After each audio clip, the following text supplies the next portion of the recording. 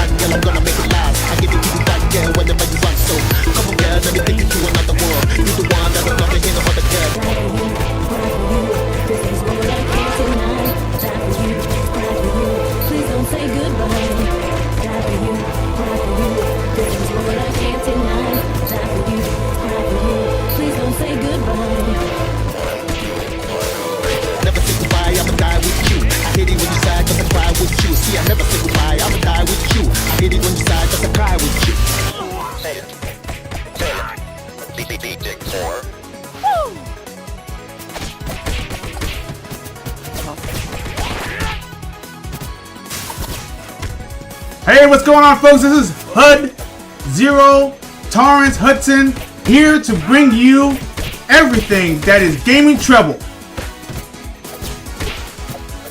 I'm Tony Miguel. You like stealth, you like action and RPGs, I'm your Huckleberry. Welcome to the show. I'm Johnny Replay. I love virtual gaming, Lesson Dragon Balls and King's Trophies, Lesson Gaming History, and unboxing all the tools fine. Hope you guys love what we have in store tonight. Alright, so this is our first live show. If you're actually coming to this channel really quick, please leave a like and share this wonderful show, and I hope you have an awesome time. So, let's start with the gaming news. Now, there's been a lot of things going on this week, and it's hard to keep up. But see, these are some of the highlights that we actually love. So, on with the gaming spit. This is actually from... Everyone is familiar with Senwa Saga, right? Hellblade 2. You know, everyone loves that game. And it came out for the Xbox Series X and also the S. And everybody loves the story. Now it's coming out for the PlayStation 5. The PlayStation 5 is actually going to be able to, all the owners of the PlayStation 5 is going to be able to enjoy the game. So, this is from Windows Central. Senwa Saga Hellblade 2 will be released on the PlayStation 5 this summer in an enhanced edition, after previously being an Xbox console exclusive. But Microsoft has not provided a firm launch date yet, and the developer Ninja Theory hasn't detailed what new features will be included. So, but they said a free update with these enhancements will also be available on the platforms. That means the PC version, that means on Steam, and also the Xbox Series X will also get the same enhancements as the enhanced edition when it comes out for the PlayStation 5. But it's also being optimized for the PlayStation 5 Pro. So that means it's going to get even more features, most likely. Most likely the 120 frames per second, and you know, with the ray tracing, and of course the global illumination and all the good bells and whistles and all that stuff. And probably even the controller, you know, the enhanced controller vibrations as well. So look forward to that. This move is a part of Microsoft's broader strategy of bringing its first-party games to more platforms beyond Xbox. Now, I want to elaborate on that just a little bit, because I noticed that a lot of Xbox fans have been getting kind of riled up because all the so-called exclusives are actually going to other platforms. But you know what? As a gamer, or as a player, so to speak, I feel like games are games, no matter what platform it's on. And you know, if you are an old school gamer like myself, and of course Tony, you're an old school gamer, and Johnny, you're almost there, the youngest of the crew, but you're almost there. You're almost there. I'm just kidding. Yeah, you know, no, he's the youngest of the three. The youngest of the three. But I think probably still like the late, the early 80s. yeah. But you know what? You know what? You're an old school gamer than me. So you know what? I'm gonna call you the youngest of the trio. But I feel, yeah. Look, here's the thing, and I tell people this all the time. You know, you shouldn't be upset that games are coming to another console. You shouldn't be upset. I mean, come on. We already know. I mean, this is the thing. Gears of War, the remastered remastered version of Gears of War is coming out for the PlayStation 5 also.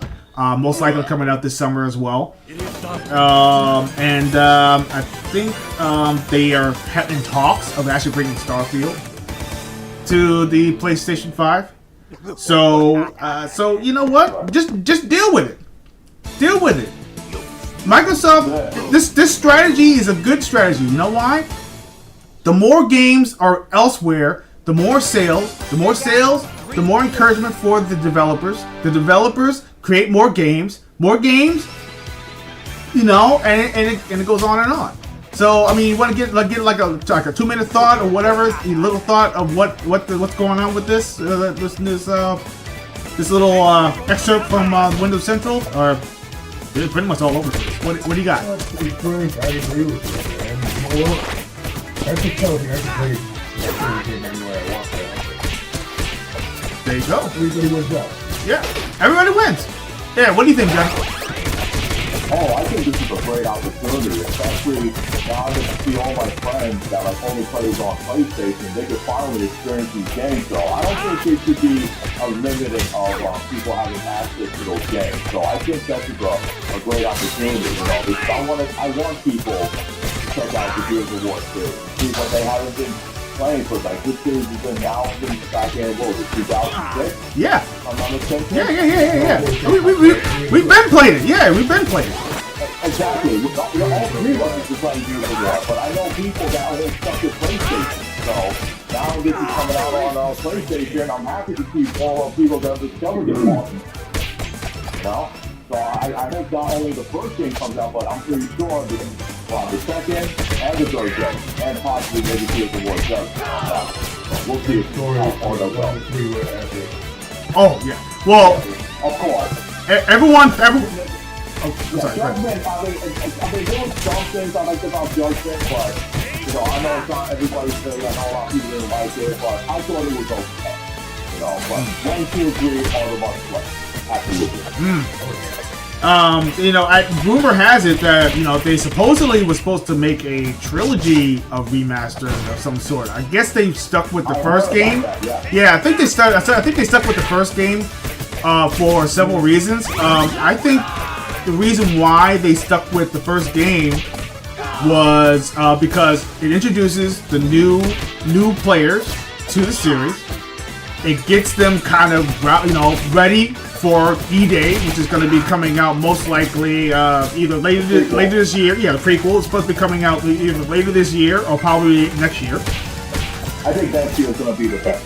Yeah, exactly. Because I mean, it's kind of too close to bring Gears of War remaster and then bring E-Day. It's just way too spread it out a little bit. So most likely it's going to be like next year.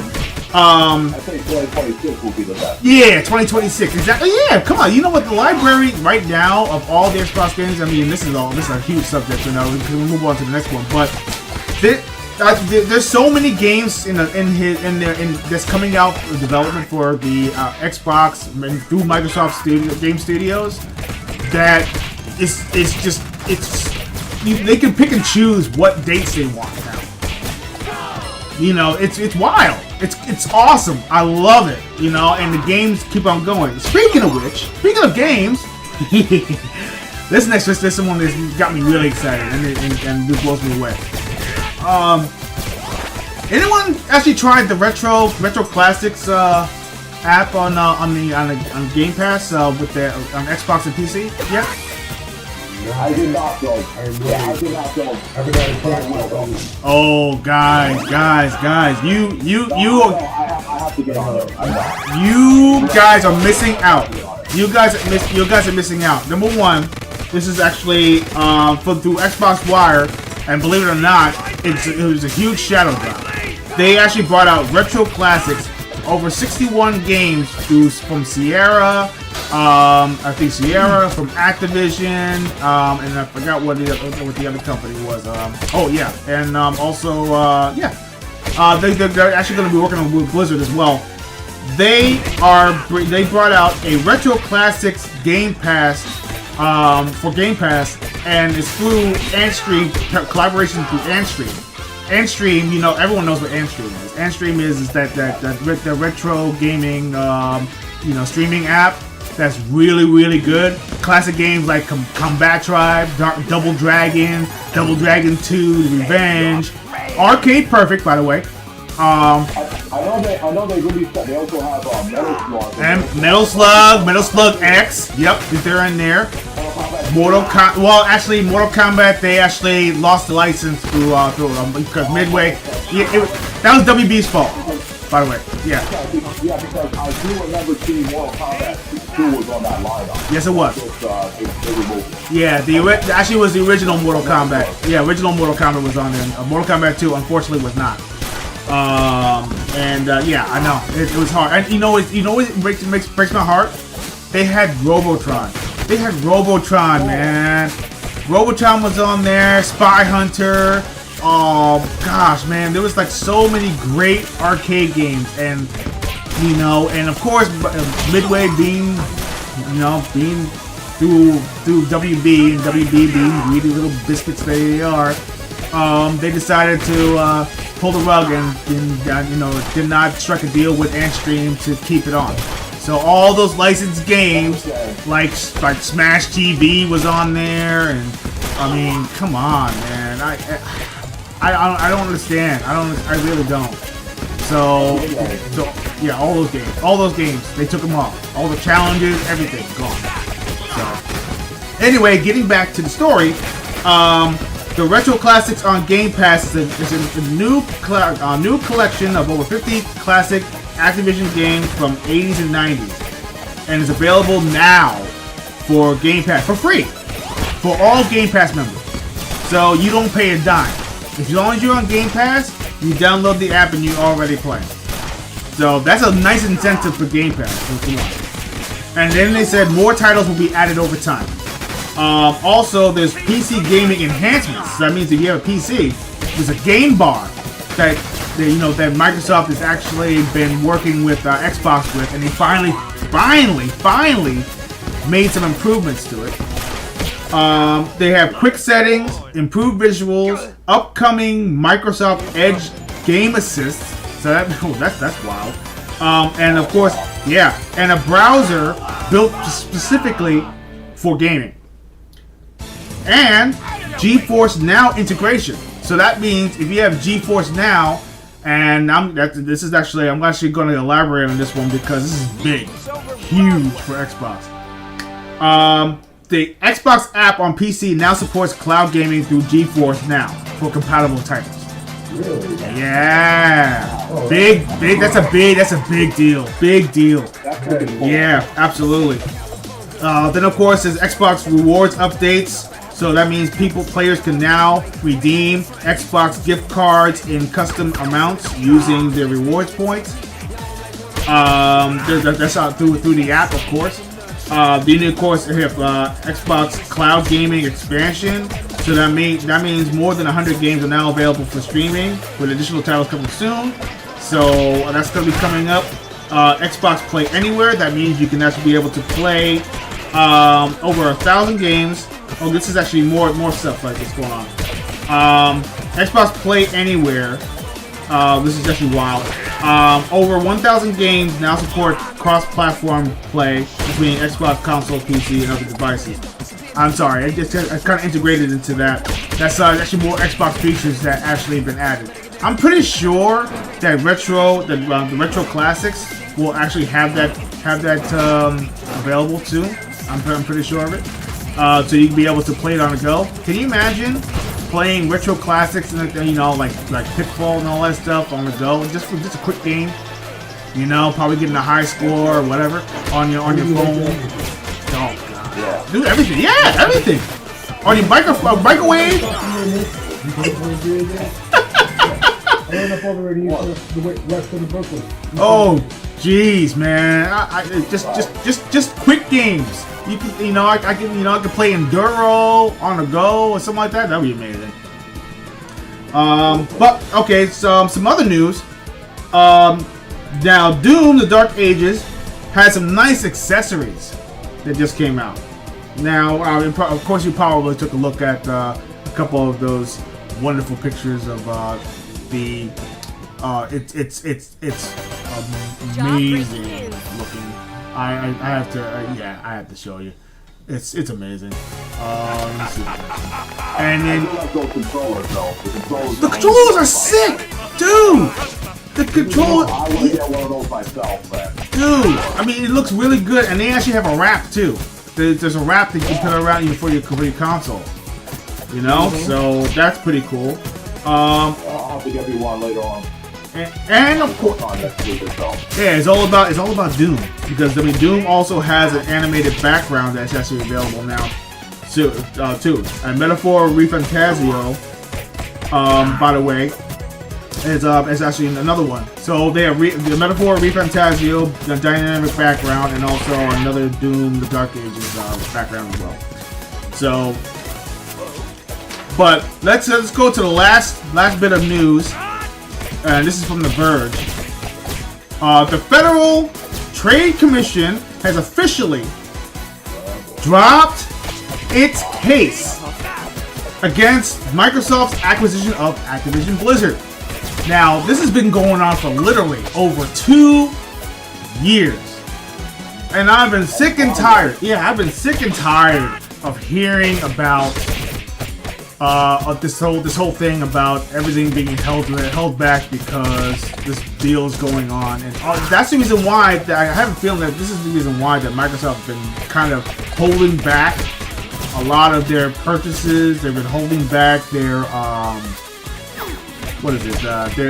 the ability to fully flesh out their Activision Blizzard purchase. Like they actually had to, everything was nullified, everything in Europe, everywhere, and I feel that because this is over, Microsoft is going to open the floodgates. But this is a fear. This is a fear for a lot of gamers in general, because they feel like Microsoft is finally going to kind of put the hammer on all their exclusives and say, okay, you know what? You played with my ball long enough. Now the ball's mine, and that's what's gonna happen. But I don't think it is. I don't think it is. I think Microsoft has gone too far with their shared games now, with their shared library, and they're gonna be sharing this. And they're making so much money. You know that PlayStation 5 on their top 10, 6 of them are Xbox Game Studio games. Yeah, well, listen. I mean, look. You have Doom: The Dark Ages. You have Minecraft. You have the what do you call it? What's Indiana Jones? Yeah, Indiana Jones. Okay. Yeah, Indiana Jones. Yeah, Indiana Jones originally was supposed to be exclusive to the Xbox. Originally. They decided to put it on the PlayStation. Right. Forza Horizon 5. I haven't tried it yet, dog. Forza Horizon 5. That's part of the top 5. Yeah. They have. Go I want to add on something to it. Don't forget, Ninja Gaiden 4 is coming out this fall, and that's also part of Xbox Studio. Yeah. Oh, I know. Yeah. Because they in collaboration with Microsoft Game Studios and Platinum Games. That's wild. I can't wait for that game. That's gonna be great. But getting back to the FTC file. So the FTC filed an order to dismiss this complaint after losing an appeal for a preliminary, because when the preliminary injunction actually happened, it actually extended the whole entire case, which is the reason why it didn't end last year. It was supposed to end literally last year, and it didn't, because of the preliminary injunction. It actually extended it well into this year. But Microsoft won the legal battle, and the $68.7 billion acquisition. $68 billion. Wow. The FTC has appealed the ruling nearly 2 years ago. Of course, the appeals court affirmed the denial of the injunction. And of course, the Microsoft Vice Chair and President Brad Smith called the decision a victory for players and common sense. So, good, but really quick, your thoughts before we go on our break. What do you think? What's the deal? What do you have in mind with this whole thing?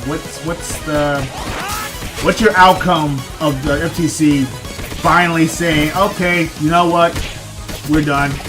It's over. What do you got? Yeah, what do you got? Yeah. I just want my food card back.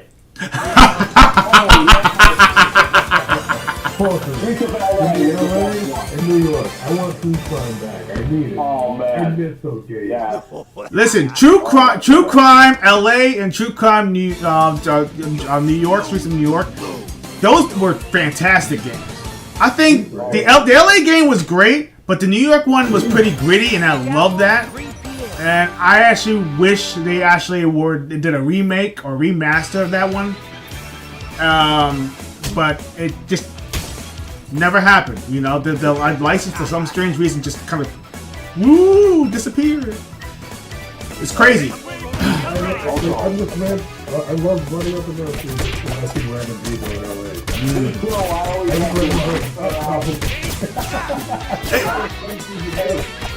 And here's one thing what I liked about playing on the Xbox. The custom soundtrack.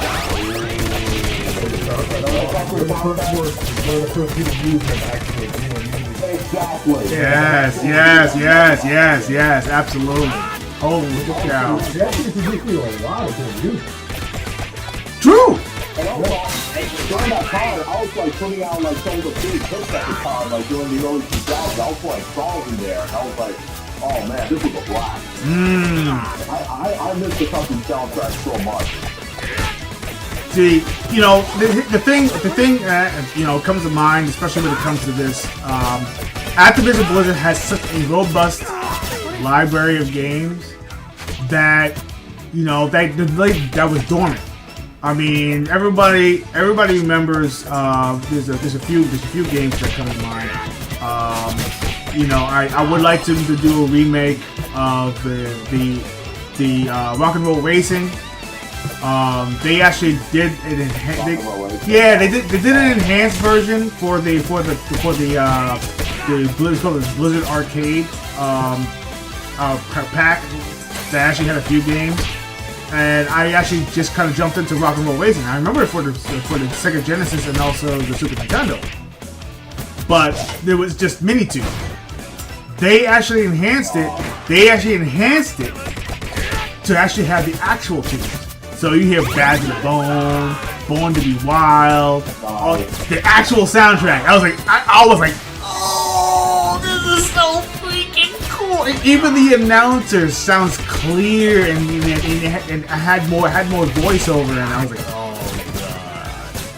god. I said, oh, and trust me, when I was growing up, you know, when I was young, playing that game, like when I was a younger lad,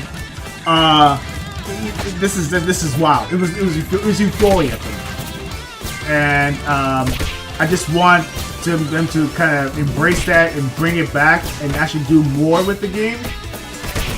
But you never know. I don't know. What's another game that actually comes to mind? I will say that even though I wish Activision had the right to be able to like get the rights back, and there's a lot of people that missed out on this game. Trying to bring back the Yes, I was just about to say that. Yes, the X-Men Legends. Yeah. X-Men Legends game.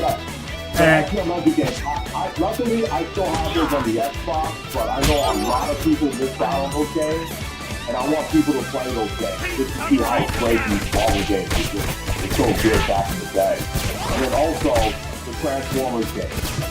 You know the two Transformers games. Yeah, you know the PlayStation. You know the I think it was the Switch. What's it called? It was GameCube. No, the Switch. Switch actually had a version of Marvel Ultimate Alliance 3 that kind of fell under the radar. Yeah, it was like a blip. It was a blip. The problem is, the problem is that back then it was only exclusive to Nintendo Switch, though. And there were people, like I have a friend of mine that loved the Marvel Alliance games, but he refused to buy Nintendo Switch just for that one game. So a lot of people missed out on it. Yeah, that's true. You know what though? When it boils down to this acquisition, now that Microsoft has full rights to Activision Blizzard because of their purchase, and they actually purchased them and they have them, I have a feeling that you're gonna see Game Pass get a huge revival. You already seen it with the Retro Classics. Retro Classics, they literally open up the floodgates. You know, because Sierra was actually a part of the Activision window, so to speak, the umbrella. Think about when Tony Hawk came. Listen, they already have their hand. It's already coming. It's already coming. They already have the 1 and 2. 1 and 2 is already on Game Pass, by the way. Oh yeah. Yeah. So 3 and 4 is actually already a shooter. They already said it. So when the game comes out, it's going straight to Game Pass. So that's yeah. Listen, I've been advocate for Spider-Man games to come back, like the Web of Shadows. And yeah, come on, man. So many amazing games. You know, Shadow Dimension, yes, that one was was it Amazing? Was it called Amazing Spider-Man, or was it called Spider-Man something else? Well, there was the Amazing Spider-Man, but that was based off the movie, though. Oh, yeah. There was also the Amazing Spider-Man 2 as well. Yeah. Well, anyway, so if you guys are actually on there, if you're in the chat, you know, go ahead and leave some comments, and we are going to be right back after these words.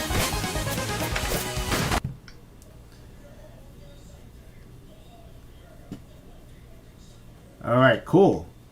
So, what do you think so far? I saw a couple people in there, but they didn't engage yet. No, yeah, I know. They're just sitting right there seeing what we do and everything. I don't know. Yeah. I don't know what they're waiting on.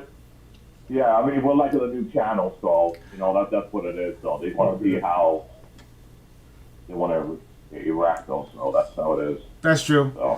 So what I'm going to do is I'm actually going to Transmission A. I mean, if you got your the YouTube thing on, you can go ahead and take a look at it and see if you like it. The entire time I have it on mute. Oh, you have it on mute? Oh, yeah, I can see the Pac-Man and all that stuff. Cool. All right, let me see if I can actually get this going here. Hold on. All right, I'm gonna fix a couple of things in here. How much of a delay are we in between? Actually, yeah. I think the delay is weird because the delay is like almost like 5 to 10 seconds behind. So that means whatever you see on YouTube, it will kind of catch up to it. It catch up to you. So we're doing things in live, real time right now. But what they're seeing is after that. Gotcha. Okay. Yeah. What's going on YouTube right now? I'm looking. Yeah. So that's it's pretty cool, right? I actually like it. Yeah, that is cool. What's the next topic, though? Are we doing the Street Fighter casting news, or are we doing the is your game worth 80? We're doing great, just winging it, man. Yeah, we're winging it. You know what though? I'm gonna add that one. Let's add that one. Just kind of coax it up a little bit and ease ourselves into like the. Anyone listening, ask them who they want to see. Exactly. So we can chat. Let's chat about that. Call it like a small little bonus in between. Right. and have it going like that. So that would work. So let me go ahead and Who they would want to cast. right. Yeah, I like to know who they want to see as these characters in Street Fighter. Who we want to see play. Exactly. You know, it's possible. Yeah, we can do that. All right, hold on a second. Let me just go ahead and do this and fix this. No. Get out of there. All right, and I want to go to this. All right.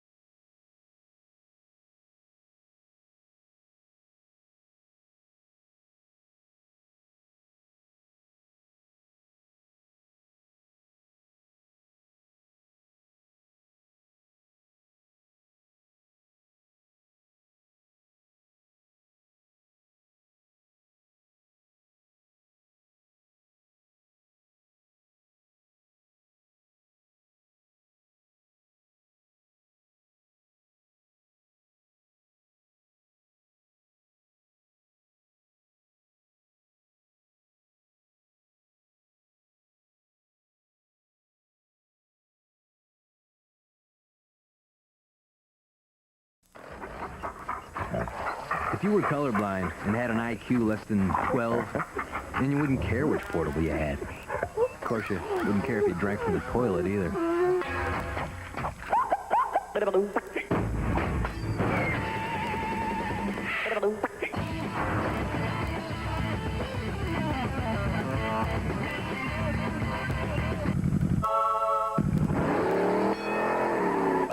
Game Gear.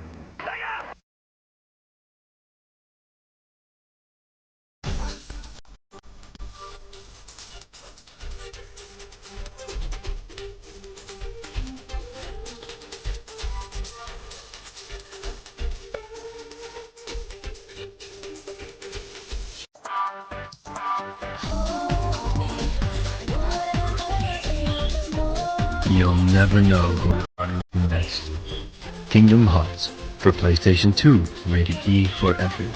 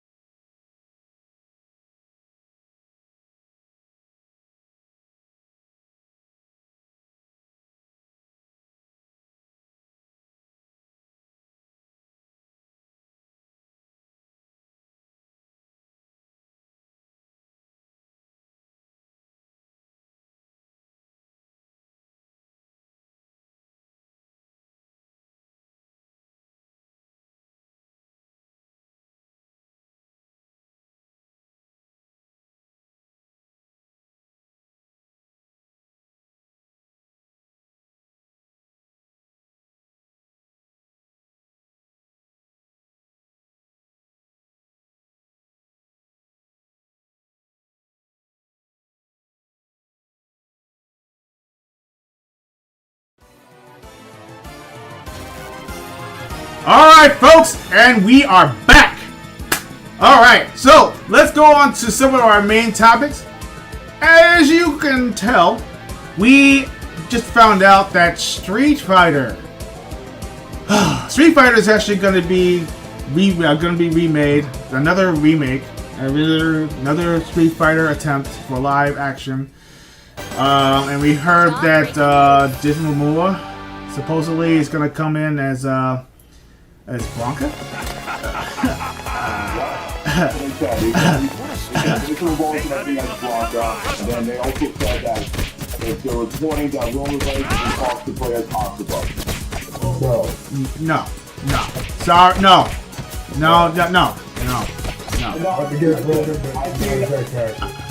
I mean, listen, I have a lot of respect for Roman Reigns as a wrestler, but him as a Puma, I just can't see it. I'm sorry. Jason Momoa, I can see as Blanca. I mean, this is all they have to do with him is give him an orange wig or dye his hair orange, paint his skin all green, and give him the feet. I can definitely see him pull off his Blanca, but, you know, I just don't know what he is. Go ahead. Why is he the first character released? He was the story to our channel. Well, I think the Street Fighter movie about Blanca story. That might be enough for done, right? You know what's funny though? Is that they, I think those talks already, I think they had talks with Andrew Koji. He was in that movie Snake Eyes, and he played a Storm Shadow. And he was also on that show Warrior. It was on HBO Max, and now it's on Netflix. Actually, that was pretty good. I actually watched that. It was very good. Yeah, but they said that he's supposed to be cast as Ryu, so I definitely can see him as Ryu. Absolutely. Good pick. Good pick. Very good pick. Very good pick. Yeah. But Jason Momoa's Blanca, I just don't see how they have like a big star like playing as one of the exactly. I mean, Blanca's a popular character, don't get me wrong, but he's not like the main character of the story of Street Fighter. You know, you think of Street Fighter as the main character, you think of Ryu, Ken, Guile, Chun-Li, and then you think of the villains like Bison and Vega, Boron. Alright, I just brought this up. Check this out. It says, as per trade site, this is actually right off of denofgeek.com. Andre Koji, Noah Centineo, Roman Reigns, and Jason Momoa. These are actually the 4 that has been confirmed. But furthermore, the film is slated to be directed by Katao Sakurai. He's actually the one who actually created that movie Bad Trip. I think it's more of an indie title, but it's actually a but Bad Trip was I don't know. I have to look it up. I haven't seen it myself. But they said that this will prove to be just the beginning of an ensemble that has plenty of space to grow. Hopefully it grows very well. They said that the original and still most influential Street Fighter 2 game features 12 characters alone. So basically, I think this is going to be based off the original Street Fighter 2. I don't think it's going to be going anywhere into the Super Street Fighter or Street Fighter 3 or anything like that. It's going to be strictly dealing with the Street Fighter storyline. I guess Street Fighter 1 and Street Fighter 2 most likely. I wonder who they're gonna cast as Sagat. That's what I'm trying to figure out. Because everyone remembers the Street Fighter movie with Raul Julia playing as Bison and Jean-Claude Van Damme playing as Sagat. Yeah, you know, and I forgot who played as Sagat at the time. He was not that tall. Sagat's supposed to be tall. He's supposed to be 7 or 8 feet. So, yeah, he's supposed to be tall. Yeah. I think he had the eye contact from the wrong eye, I believe. Yeah, and the wrong eye. Exactly. So. And also, I don't know if they put my head in for a casting of the thing. Go ahead. What you got? And then there's something I want to say. If they need Dan and Nikki, I'm your guy. Hey, that'll work. You might be able to pass off as Dan Ibiki. Oyochi! Oh man. But also,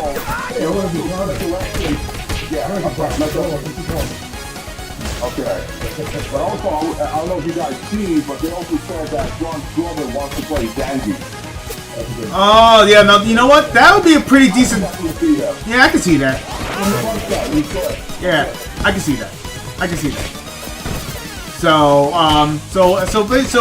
basically, let's just put it this way. I mean, between 1 and 10. I'll put it between 1 and 10. What do you think of the cast so far?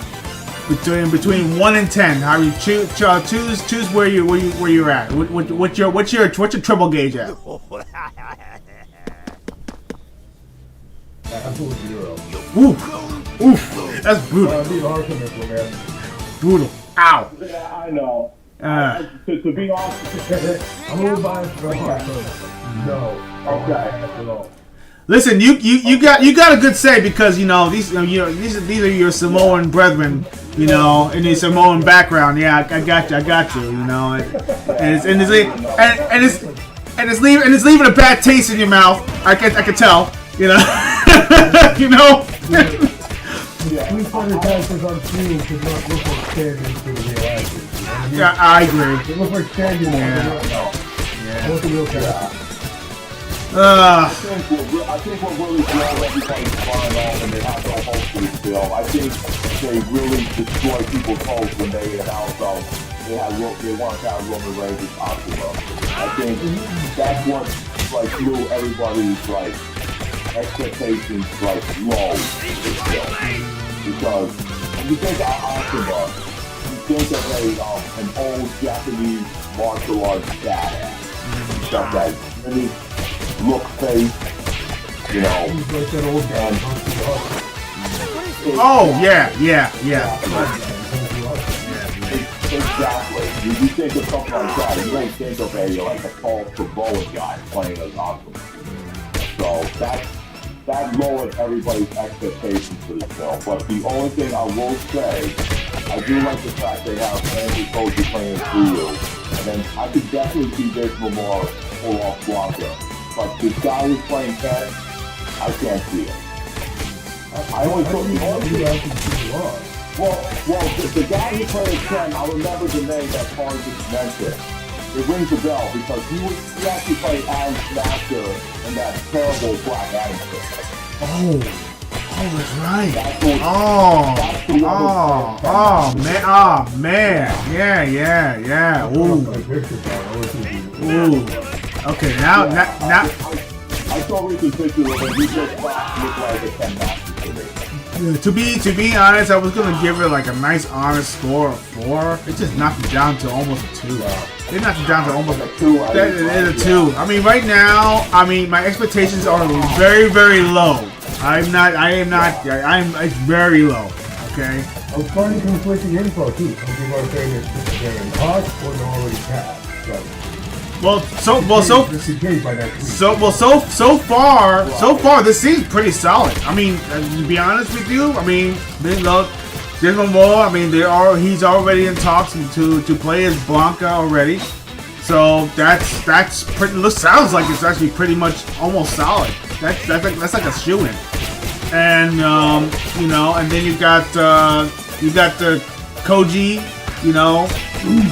who is actually casting as Ryu. Yeah, he's a good martial arts. So I'm looking at the actor right now. Are you kidding me? Which one? The actor for Ken. Are you kidding me? That's worse than the Bamboo cast. Oh, yeah, because it's just as bad. It's just as bad as David Zappa. Again, he's a great actor. He's also going for that. No. What are they aiming for? This is supposed to be more listen, Street Fighter 2 in the word, in the name. Everyone knows what Street Fighter is.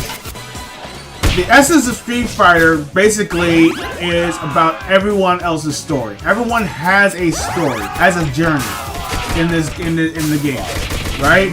Ryu, he's a vagabond. He's pretty much like a one. He wants to fight the strongest in the world. That's his goal, right? Exactly. Ken is more of a competitive side of Ryu. Basically, they're almost like a counterpart. Ryu and Ken, yeah, they're rivals. Exactly. They're friends and rivals. They both seek to fight the strongest. Okay. Exactly. And then of course Akuma. he's more of a. I can't consider him a hermit. He's considered like pretty much like he sets the tone for. He's also trying to find out who's the strongest, but he's willing to destroy you, and he's trying to find someone that's equal to him, that or stronger than him,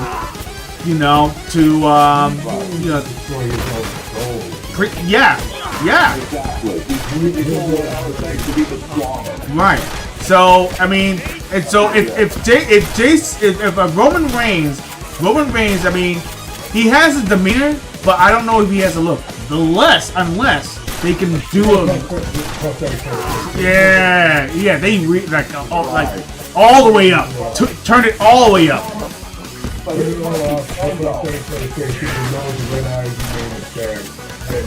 Yeah, but does he have martial arts skills? You have the martial arts.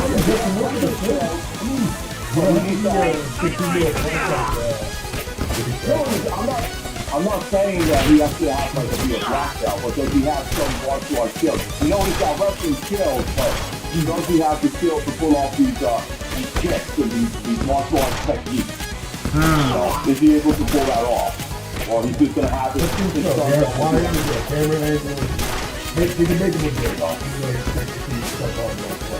True. You know. That's true. Okay, well, look. I mean, let's put it this. I think Roman Reigns can kind of pull it off in a sense. I mean, I'm not saying in fully fledged like a martial artist, because I don't know his martial arts background, because it seems like more like wrestling and brute strength. But then again, Akuma doesn't rely on his martial arts. He doesn't rely on it. He's more into his the art of the fist. Basically, what's it? The art of the it's the art of the exactly. And there you go. Yeah, well, notice most of his moves are more like chops. He'll do more chops and then like that downwards he chops and then the overhead technique. He doesn't do one hit. Pretty much. Yeah. Pretty much. From one hit. His fist is supposed to destroy your soul. Basically, that's pretty much it. That and don't forget, if you know his technique, he also does palm strikes as well. Yeah. He's not the type of, I mean, he'll do punches from most of his like hard technique with his palms or his top. And I don't know if you noticed that, Tony. I totally did. He's more of the old school karate versus what King Lee sort of like more modern. Exactly. Yeah. It's really classic karate. Yeah. Oh. They're both Shuriken karate, but also Ryu Ken. They're also techniques also still Fukushima as well. Yeah. I don't know if you noticed that. Yeah, they mix the basically mixed martial arts with most of Japanese karate. Exactly. Yeah. Exactly. With the axe kicks and more of the grounded moves that they do, and Ryu is more of a balanced fighter, because he noticed that his strength and everything is all about pretty much knocking you down. I mean, that's pretty much his technique. He actually wants to concentrate and get much stronger. And he's always looking for the next battle. And I believe that Ryu and Akuma, in a sense, have that kind of same path in a sense. Because remember, they do. Because they do actually. Yeah, because Ryu, even though he has, he actually did tap into Dark Hado. So that's the reason why in certain games it shows evil Ryu. About that. Several people warned him about they warned him that if he goes down that path, that he will be consumed by the Dark Hado. The evil intent, yeah. The evil intent, yeah. Evil intent, yeah. But also, if this interesting, I don't know if you guys read the Street Fighter Unlimited comics. Those are actually good. They have a final fight between Shinryu because he was able to have more control of his evil intent and his balance. And he fought against Oni Akuma. And that fight right there was intense. Okay. So if you read the comics, you'll get to see how he's able to do that. The comic came out, I think it was a couple of years ago. It's called Street Fighter Unlimited. I have all the stuff. Like, how many years ago? That's totally right now, very familiar. Yeah, you got Entertainment did those comics. I highly recommend you read those. Street Fighter what? Unlimited. I highly recommend them. Oh, okay. All right. I might have to look into that. That sounds pretty interesting. I have those in my closet. It's really good. Publication is 2022. They're not that old. Yeah. It was brand old. Like I said, a couple of years ago it came out.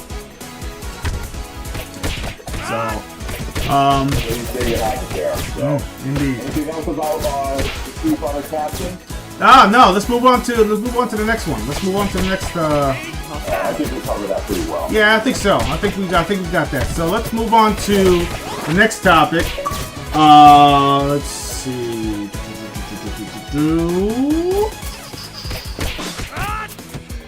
Yeah, let's where were we at? Let's see. You know what? Let's go on to our next break.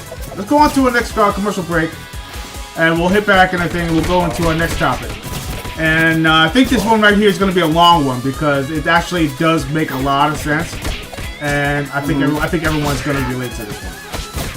All right, so let's go on to the next commercial break, and we will be right back.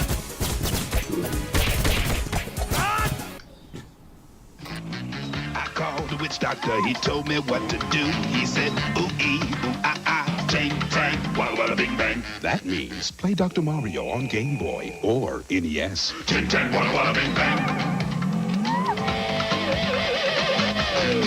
I beat the witch doctor and this is what he said. He said, ooh-ee, ooh-ah-ah, ting, tang, walla walla bing bang, ooh-ee, ah-ah. And then he struck my head. DJ Professor K here, the last free voice in the city, baby. Here's a long-distance dedication from the kids on the street. Dear Security Goon Squad, we want to thank you for being you. Slow, weak, clueless. We are free, man. Keeping the soul of the city alive. You can't stop us. Yeah! Hugs and kisses, baby. Jet Set Radio Future. Tune into the new revolution. Rated T for teens. New and only on Xbox.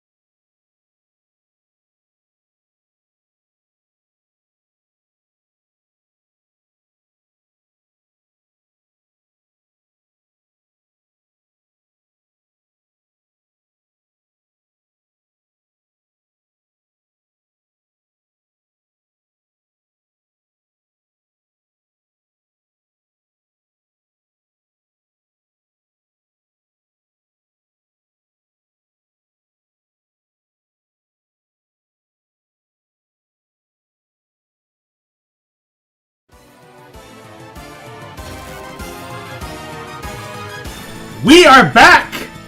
Alright! Now we are going to the coup de grace. We are going to talk about, is your game worth $80?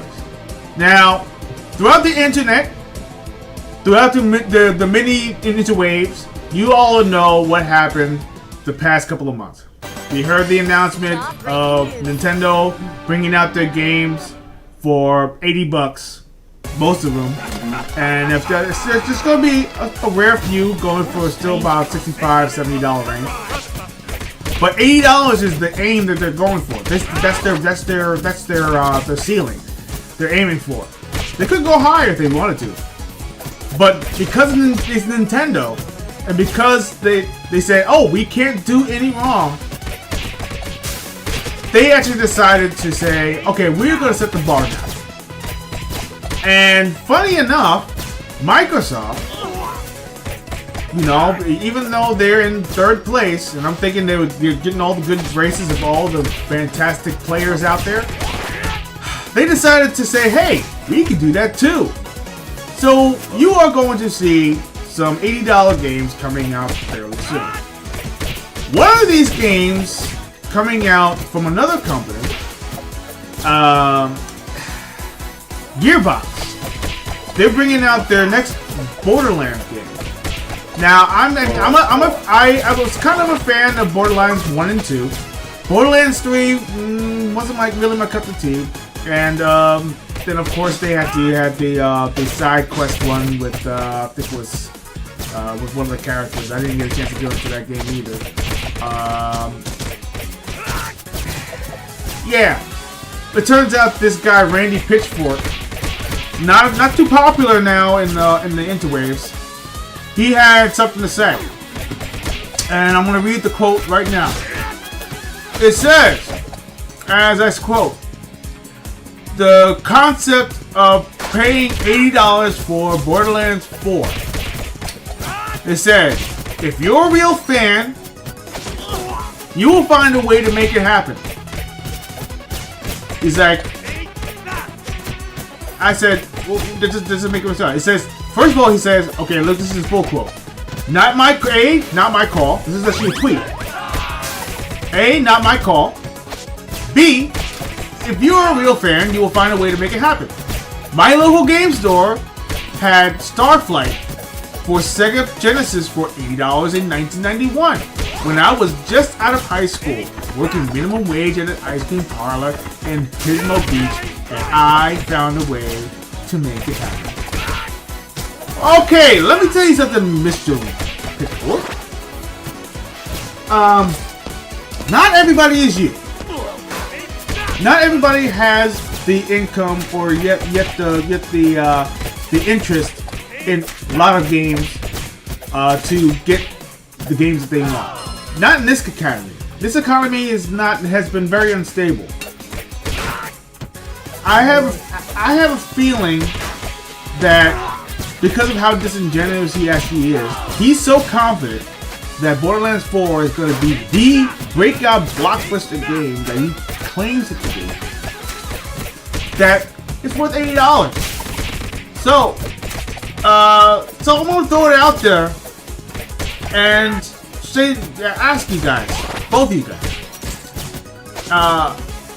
games nowadays, are they worth $80? I'm gonna throw the platform to you guys. What do you think? What's your feeling about $80 games versus the games that we used to play when we were growing up?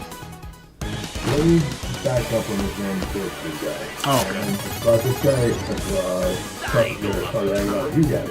Okay. I'm looking up. So you take the play down for a video game in 1994. I'm gonna throw you out there.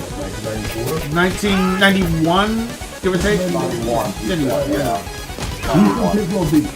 You know what the minimum income for Pismo Beach was back in 1990? Over $100,000. This guy had money to play. He's full of crap on that. Yeah, a game like that, $80 for a game today would be $200 for a game like that in 1991. So, what minimum wage job is doing? Get that game? Yeah, I think it's like that. Minimum wage. Minimum wage back then was, I believe, an average. Yeah, give or take. No, yeah, well, actually, if I remember when I was growing up, $7 to $8 I think was minimum. $7 to $8. It was like minimum. Yeah, it was like roughly around. It was like $5. Yeah, it was like $5 for me. Back in when I started working, like $5. Yeah, $6 to $7, give or take, would be like the base. Yeah, for $20. Yeah, that's not 20. I had summer jobs like that, so yeah, they paid us pretty much like that for an hour. During those times, in the 90s. Well, I mean, based off of what he was saying, I remember picking up Super Metroid back when it first launched. That was like the first $70 game that came out for the Super Nintendo. Believe it or not. It was it was $70. $70 for a freaking Super Nintendo cartridge. And you know, of course my mother was upset about it, but I wanted that game so badly. It was just so good. And you know how gamers are. You know what I'm saying? I said, that game right there, that's worth $70 or $80. It's to this day, I would pay $100 for it because it was that well made, such a great game, amazing. It was a complete game. It was a complete game. No DLC, none of that stuff. The music was good, the graphics are good, the gameplay was good, everything about it was good. Everything, perfect game. If I want to score it nowadays, I would give it a perfect 10 because everything was flawless. No glitches, none of that stuff. Perfectly polished. Yeah. Okay, go ahead. No. If anything, Absolutely not. with the push to digital that everyone's doing, I know myself doing it, I have a bunch of doing it. If anything, if they're producing it, it's cheap and complete. Just to touch on what you just mentioned, these games are incomplete. For $80 for an incomplete game, to pay another $30, $40, $50 for DLC afterwards. Right. Oh yeah. Oh no. Yeah. No, they're not. No, actually, yeah. You know, go ahead. Here's the thing. I just want to say this. The way how Randy Pitchfork was saying it was such a cheesy response.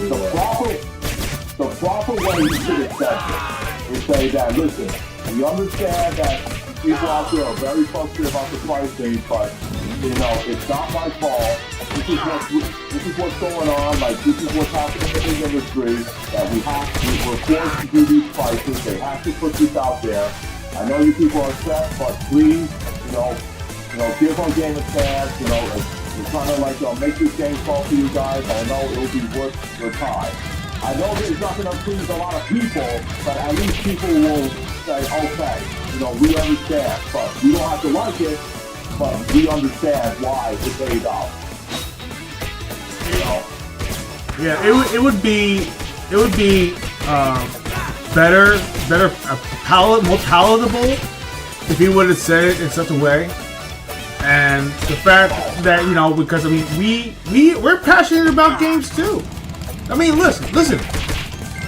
Back in the day, I remember I used to have a whole entire show of like games, so all different types. You know, and of course, we all went through hard times. We got rid of a couple of titles here and there, you know, to make ends meet. Yeah. You know, and of course, you know, we're battling back to try to find all those things we actually got rid of. You know, I've been there, man. Come on. The fact of the matter that, you know, that these corporations, these, you know, games. We're not talking about food. We're not talking about car or anything like that. We're talking about games. We're talking about entertainment. They are so completely out of touch with the average gamer nowadays that frustrates me to all high hell that they feel that, oh, well, they love our game so much, they're willing to spend their paycheck to actually get the next big game. Now, we all know that Grand Theft Auto 6 is actually, I mean, it's going to be like pretty much the game of 2026. Hands down. Listen, I mean, I know, Johnny, I know, you're not much of a GTA fan. I know, but here's the thing. I know, but I'm not thinking the GTA, but I know, I have to face the fact. Everybody and their mother will buy GTA. No matter how much they charge that game. They can charge that game for $100 or $120. Oh, I know you do, Tony. Everybody in their mothers will buy that game, and the industry knows it. Rockstar knows it. The whole gaming industry knows it. So, I would not be surprised by next year that they'll raise that price up. They know people will buy it. Yeah, people actually people are edging into that game being roughly $100 when it first comes out. $99.99, or or $89, or even better, even worse, $89.99, and probably like extra $20 and everything for like DLC content and everything or something like that, or $150 for like the deluxe edition or something like that. I can see it. I can see it. Yeah, they'll probably have a collector's edition for $200. Oof. Or maybe even more. I was thought that. I just look at it. It's a good game.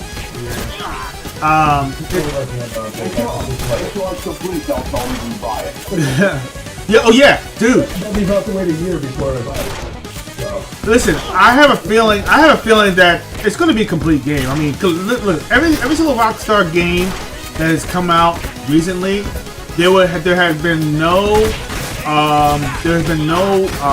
deep patches or anything like that added to the game at all. The game came as is, with the exception of the remastered trilogy, which was actually put into the hands of another developer, and they flubbed the whole thing. They flubbed it because it was glitchy, it was buggy, it was horrible. Sometimes I'm downright unplayable. Yeah, I haven't. Yeah, no. They ain't it, Haas. I still have the original Xbox. Even though I'm not even to Grand Theft Auto anymore, I love Vice City. I have the original Xbox. That's like the best Grand Theft Auto.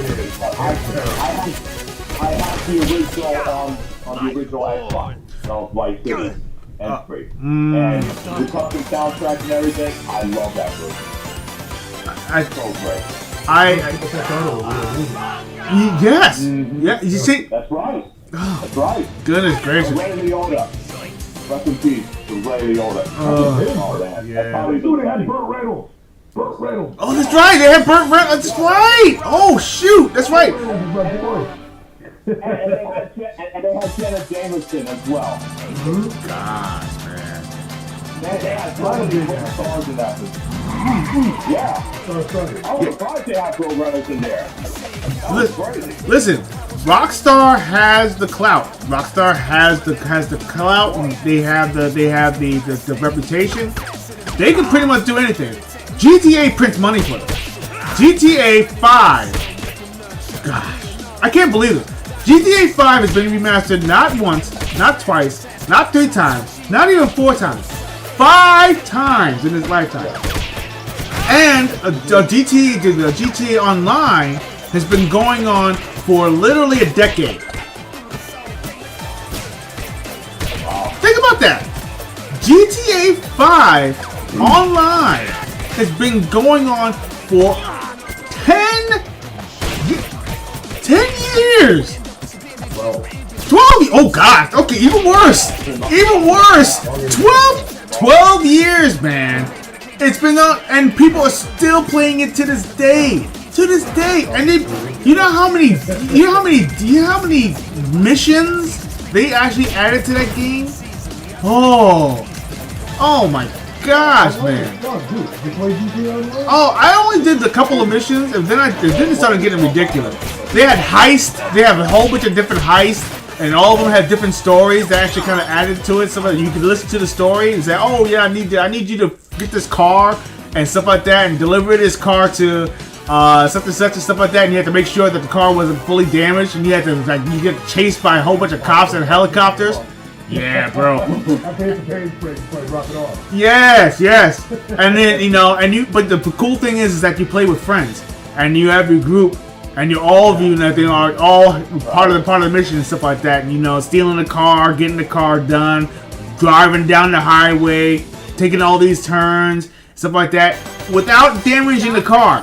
Now, because you have to, you know how hard that is. You have your guy spotting you while you're driving down the freaking highway with these cops coming at you sideways, up, down, and center, while avoiding traffic, hitting all these turns, and you have your fellas in their van, following you so you can actually get to your destination.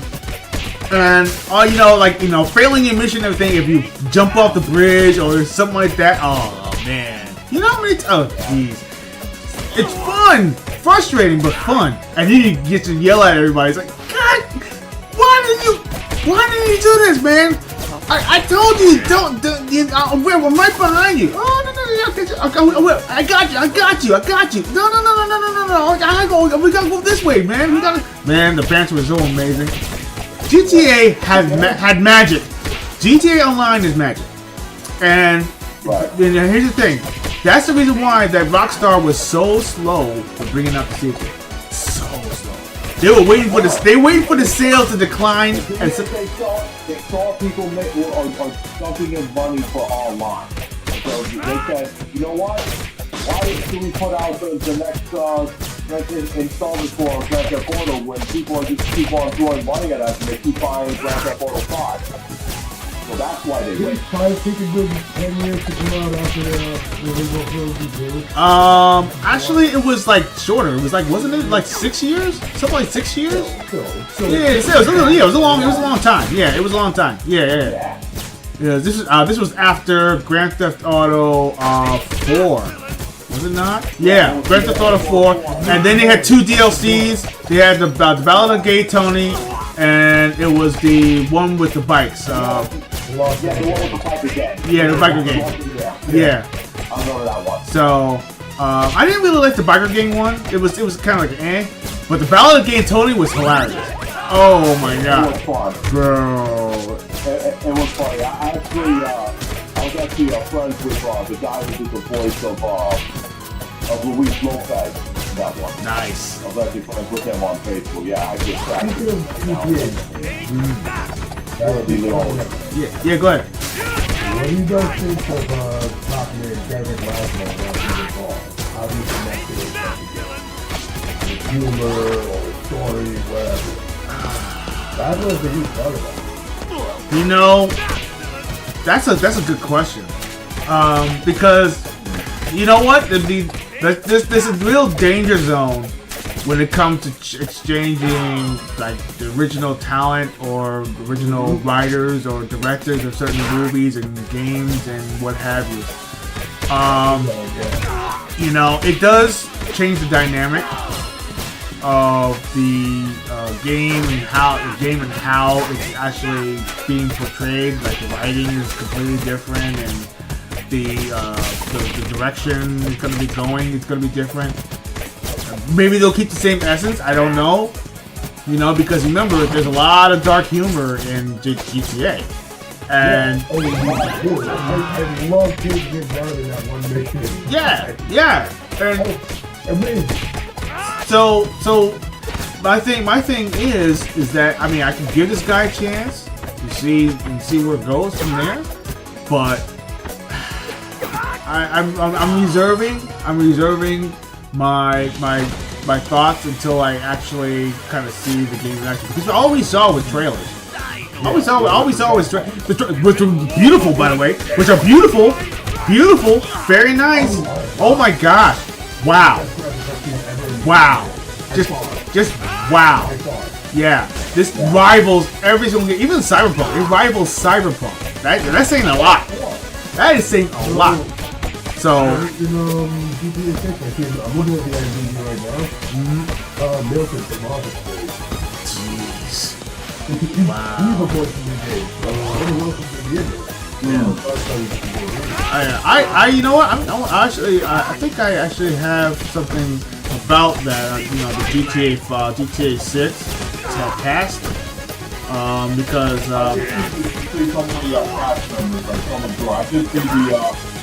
I just see the actors voicing the CFO. Alright, so yeah, so right now, as of this writing, Jason Duval is going to be playing as Dylan Rourke. Lucia Caminos is going to be playing as Manny L. Perez. Those are the two so far. Right. And Instagram. Yeah. Cal Hampton is going to be playing Bobby Moynihan. Brian Heater, he's going to be playing as Stephen Root. Or Stephen Root, yeah. So, Cal Hampton, why does that sound familiar? Oh shit, that's right. Wasn't he in that sitcom? It was a certain sitcom he was on, wasn't he?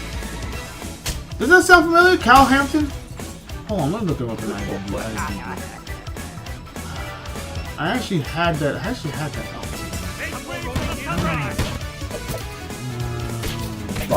Yeah.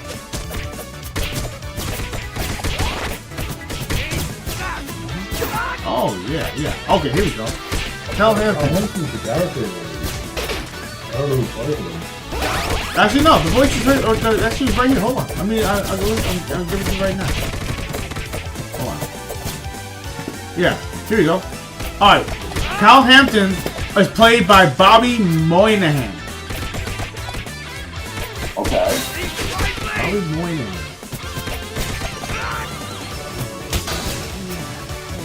Oh, he's from Saturday Night Live. Oh shoot, that's right. I knew it. I knew it was from somewhere. I knew it was. Oh, that means he's gonna be humorous. It's gonna be humorous. That means he's gonna have some. He's gonna He's gonna be. Yeah. Oh shoot. And Brian Heater will be played as Stephen Root. Stephen Root. That's King of the Hill. Yeah, from King of the Hill. Yeah. So, gosh. Yeah, you know what? Yeah, they're getting some stars in this one. Yeah. They're getting stars. Wow. That's crazy, man. So I know we veered off topic a little bit, but getting back to the $80. So that right there, now we can actually kind of go get into the meat and potatoes. Grand Theft Auto 6. Yeah. Before we go into that, though, I mean, I want to ask you guys a question. Yeah. Is Mario Kart World worth $80? No. Hell no. Absolutely no. No. Because if you want to buy the game physically, it's $80. That's why people are trying to get the Switch 2 bundle with Mario Kart, because you get the digital, it'll be $50. It's like paying the game for Mario Kart for $50. So obviously, charging $80 for that game. No. See, all the DLC characters and the forces, now going to be free with that? No. If all that thing's going to be free with that, then yeah, maybe I could see it at $80. You know, but not just for the base game itself. Absolutely not. No. I don't see it. I don't see it at all. Because I mean, I even saw some video. I mean, it looks decent, but but listen, any racing game that I know of, dating all the way back to Need for Speed, has not gotten anywhere higher than $60. Right. $60 for a racing game. $60 should be like the cap, the highest cap. Unless the game was absolutely balls amazing. You know, they shouldn't be, you know, they shouldn't have this game, you know, with even though it's going to be like what 20 racers on the track, something like that. 20. What did they say to get like, Yeah, 20 races. 20 racers on track at the same time. Yeah. Yeah, that's a lot. Yeah. So that's all well and good, but what is the added features that really make it stand out? I mean, besides the open world, which doesn't really make any sense either. You know, make it make sense. Because it's Mario. You know, because I mean, look, even Donkey Kong, the new Donkey Kong game is actually going for like $65. Yeah, I think it's gonna be like $60 or $70. A game like that, that's fine. I have no problem with it. You know, being a game like for $60, $70, but a game like Mario Kart World, absolutely not. You know, but like I said before, if I'm gonna pay $8 for these games, I want all the upcoming DLCs to come with that though, and I know that's not Nintendo's not doing it. No, Nintendo will find a way to make you spend more money. They made you spend more money. They made you spend more money on Mario Kart 8 with all its extra tracks and all the nostalgic tracks and all that, and you had to pay to get all those tracks. Like, I think it was like 3 DLCs or something like that, or 2 or 3 DLCs. Yeah, I think it was like 3 DLCs, like 3 extra DLCs they had with that. Yeah. And they hadn't even released the game with the game itself and includes the DLC as well. Right. Why couldn't it be like Smash Brothers where everything was free? Smash Brothers, you didn't really pay for it. I mean, you had to pay for the extra calories because Oh yeah, that's what I forgot. So, I get a question. Yeah. Stop it. Besides people like Ricky Chipstorm or whatever they do. What do they say? They always hear from people like this, not like mine. So, what do they say is justifying these fights? Why the fight fights? Not at all. Look, everyone's. Overhead is causing the game to go up in price. You know what? Here's. Nintendo doing it, and they willing to do it. They see Nintendo doing it, and they said, okay, we'll follow since Nintendo's doing it, we'll do it too. We're supposed to do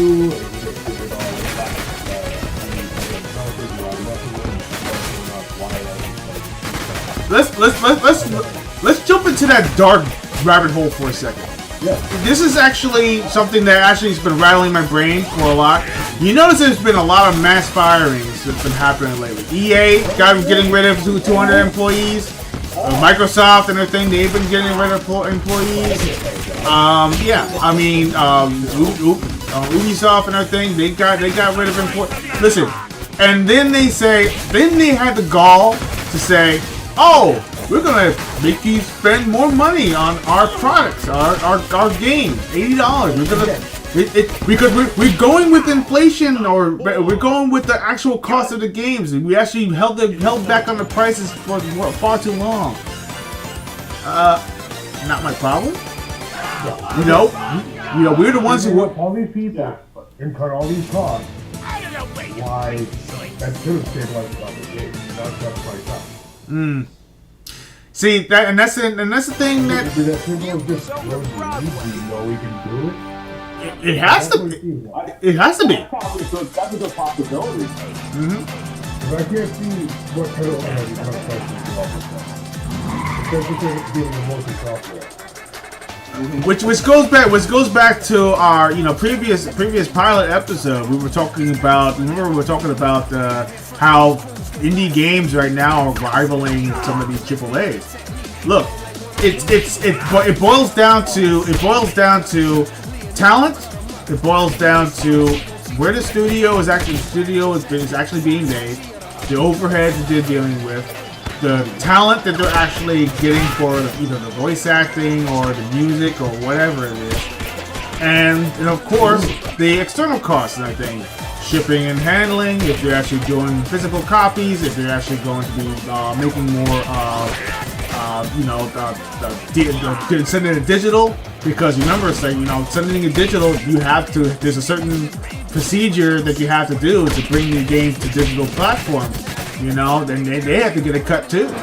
So you're dealing with all these little things, but it doesn't justify an $80 price tag. No. You know. I mean, there are games out there, like for instance, you know, Expedition 33, still to this day, game of the year. And listen, I gush about that game a lot. I know I do. But it's justified. It's justified though, because everyone said it. Everyone across the board. No one said anything negative about that game. It is the game of the year. And Jeff Keighley, I'm talking to you, Jeff Keighley. If you actually have the gall and get a whole group of guys, of gals, sit in that panel, and they actually get another game to actually get the game of the year, listen, I'm coming after you. There's no doubt in my mind that game right there deserves it. Music, gameplay, story, everything about that game, just emotional. Just gravity of the game. Amazing. It needs it. But anyway, getting past that. That game was pretty much low budget. They actually had an orchestra doing some of the music, and they actually had, I forgot it was an opera singer. I think it was opera. It was French opera singer. Actually do the voiceovers of, you know, and they actually did that 6 years ago, I think it was. They did the recording of that particular music 6 years ago. And they had that whole entire orchestra with the beautiful, just melt your heart. But low budget. And that game, how much was that game? Oh. I played on a Game Pass. Yeah, I know, but besides Game Pass, I mean, getting the game raw. Like getting the game with, not if you're on PlayStation 5 or something like that.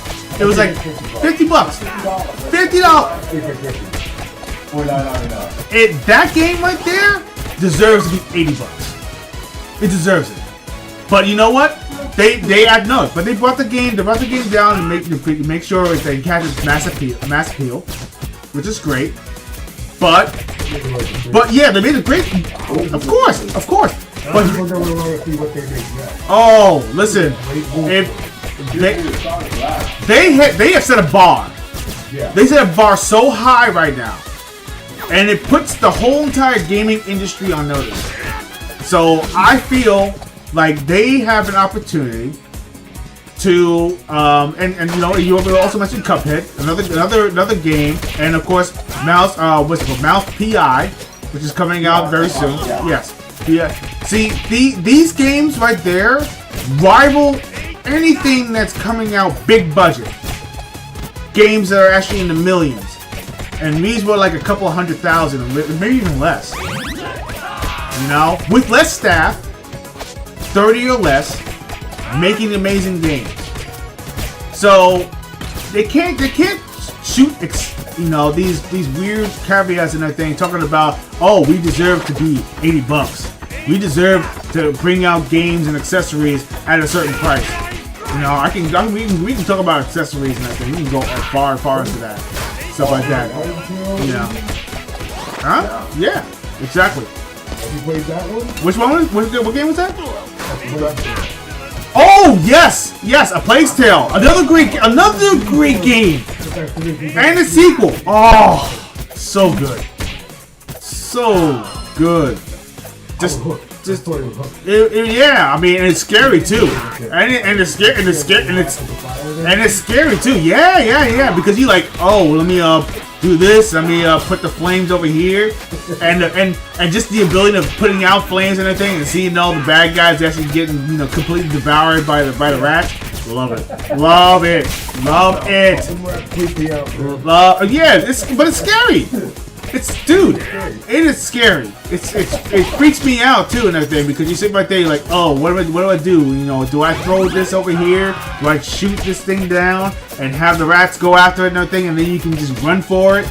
Dude, it's just heart-wrenching, one heart-wrenching situation after another. Yeah, and if I'm not going to spoil the endings and anything, but the ending was kind of opened up the gates for the sequel. So, and the sequel actually makes sense if you actually play the first game. So my suggestion is play the first game, play the first game in its entirety before you play the sequel. Because if you play the sequel, you're gonna be like kind of lost. You're like, wait a minute, what? You know, how did, and you know, and then you're gonna ask yourself a bunch of questions. So, but we're actually heading into the last minutes of this this wonderful topic. So we're gonna close up the topic, and then we're probably gonna call it a night. So, final thoughts. Do you feel that the industry will either revert back to lower costing games, or do you think they're going to be more selective about what type of games they're going to bring out? And also, when it comes to the games that are unfinished, do you feel like the $80 will be justified if they fix the problem afterwards, or they should have just let the game cook and then bring the game out? What are your thoughts? Not worth $80. But just over there, they cut back on their part visual and the cost, more people, more visual. No, they should either have stayed the same or even drop. I can definitely agree with Tony on that one. Because like I said before, I said if you're gonna charge me $80 for a game, you better include all the DLC with it, with no charge. I want all the DLC, like give me a code, that way I can download every single DLC on there. So that way that's the only way a game that will be worth $80. If you don't, if you're gonna like continue on with this crap and keep releasing incomplete games with bugs and glitches like that, absolutely no game to be cost like $80 at all. Well, my final thoughts is this, and this is actually a shot again across the bow to the entire gaming industry.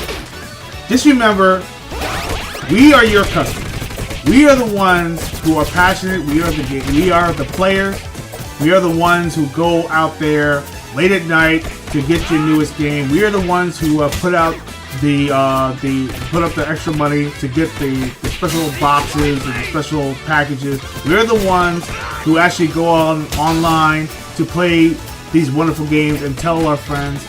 We're the ones who go on social media and gush about a certain game or two. We are the ones who actually are purchasing these games and making you money. So if you actually decide to put games out of reach for the average customer, you are not only losing revenue, but you're losing credibility. And you're going to have people who are actually in the social webs completely bastardize you. And that's just facts. You know? And Randy already felt the heat. You know, and he tried to backtrack, and he right now he's in the fire. You know, and he's completely burnt. Yeah. Oh, well, he tried to, but hey, listen, we got the receipts. We got the receipts. Once you put it out there, we got the receipts. The receipts are still there. Thank you. Facts. And also, to all the game developers out there, the customers are the ones that are giving you money. They're the ones who are helping you keep your job. So if you put out a good product, okay, then people will open up their wallets. Remember that. And don't disrespect your customers. Oh my gosh. Words spoken true. Definitely thank you, Johnny. That was beautifully said. And so but the fact of the matter is that we're gonna still keep on gaming. But if they actually make the games unreachable, you know, hey, listen, you know, my wallet speaks louder than your games ever will. And you know, if the wallets start closing, you guys are gonna start closing a lot of studios too. So yeah, keep that in mind, ladies. Keep that in mind, devs. But this is actually going to be the last intermission, and then we're going to go into our closing, and we are going to be done. So we will be back very, very shortly.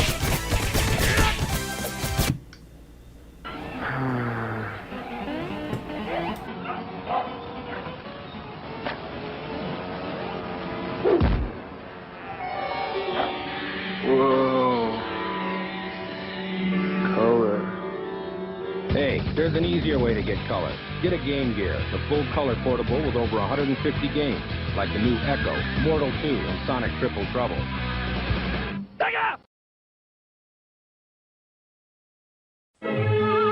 Rockstar Games presents Grand Theft Auto 3.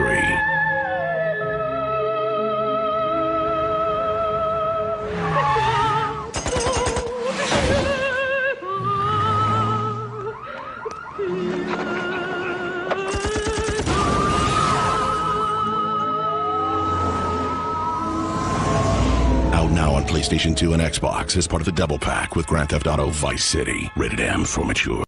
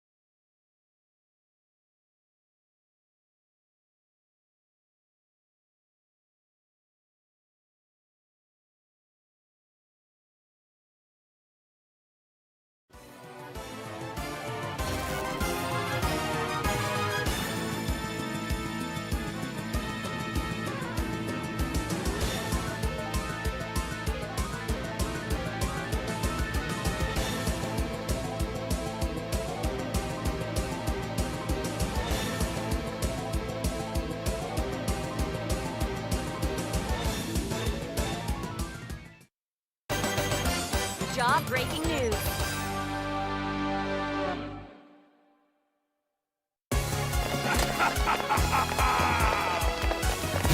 What a strange concept.